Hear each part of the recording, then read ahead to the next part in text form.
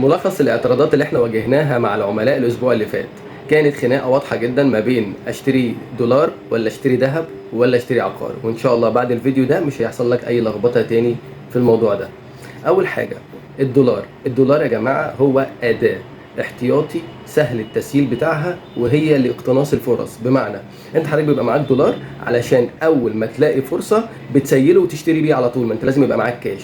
طيب انا دلوقتي لو الدولار معايا وفضل معايا مع التضخم قيمته هتقل، ده شيء طبيعي زي اي عمله في العالم، فبالتالي بتحطها في صناديق قصيره الاجل اللي هي بتبقى في حدود الثلاث شهور علشان تبقى سهل التسييل اول ما يحصل لك فرصه. لما بيحصل مثلا ازمه اقتصاديه او حاجه بيبقى فيش بعض الفرص موجوده في الماركت، فبالتالي انت بتبقى جاهز بالدولار انك تقتنص الفرصه دي.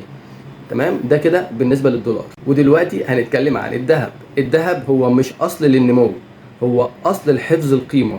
بمعنى انت حضرتك دلوقتي بتشتري الذهب علشان تراعي بعد كده فرق سعر الشراء مع سعر البيع، فبالتالي بتدفع الفلوس بتاعتك كاش بتشتري بيها ذهب وبتبيعها لما بتحس ان انت كسبان. طيب الذهب معتمد على بورصه شويه فوق وشويه تحت، انا مش هخش في السعر اليومي والسعر الشهري والحاجات دي كلها، هو بورصه مره فوق مره تحت زي اي عمله او اي صندوق استثماري. طيب احنا دلوقتي حضرتك حاليا مثلا الذهب نازل واتزنقت في فلوس وعايز تسيل، هتسيل بخساره. تمام، زائد كمان وانت ماسك الذهب معاك انت بتقول انا خلاص كده انا حفظت القيمه، لا حضرتك برضو خلي بالك، اعرف ان انت في حاجه اسمها تكلفه التخزين، لان الذهب اداه مش للنمو، يعني ما بيجيلكش عائد عليه، هو بيحفظ لك القيمه الفلوس بتاعتك فقط لا غير. فمهم جدا تعرف فروقات الشراء والبيع ما بين الشراء والبيع، وتاني حاجه تكلفه التخزين، وتالت حاجه ان هو ما بيجيبلكش عائد، بس هو اذكى احتياطي يحمي فلوسك.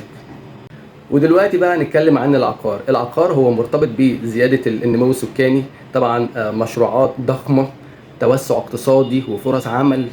النقطه بقى الرابعه الخاصه بالعملاء انك حضرتك الاصل بتاعك كعقار بيزيد كل سنه والايجار بتاعك بيزيد كل سنه، فبالتالي هو بيقوم بدور الذهب ويقوم بدور البنك، وكمان تقدر ان انت تعيش فيه لو هو شقه او تفتح بيزنس فيه لو هو مثلا مكتب او محل او عياده.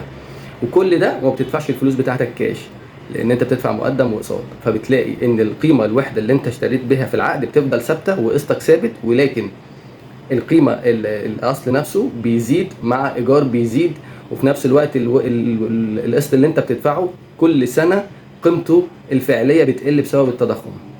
النهارده 100,000 جنيه رقم، السنه الجايه هتبقى 100,000 عباره عن 80,000 جنيه، السنه اللي بعدها تبقى عباره عن مثلا 68,000 جنيه وهكذا. فبالتالي انت القيمه نفسها بتاعت الفلوس اللي انت الثابته بتاعت القسط بتاعتك بتقل، وقيمه العقار نفسه بتزيد والايجار بتاعك بيزيد. ففوائد العقار كتير جدا، ينفع يبقى اداه تحوط، ينفع يبقى اداه نمو، ينفع ان انت تستخدمه وتعيش فيه، وينفع ان انت تفتح بيزنس بيه، وكل ده ما بتدفعش فلوسك كاش.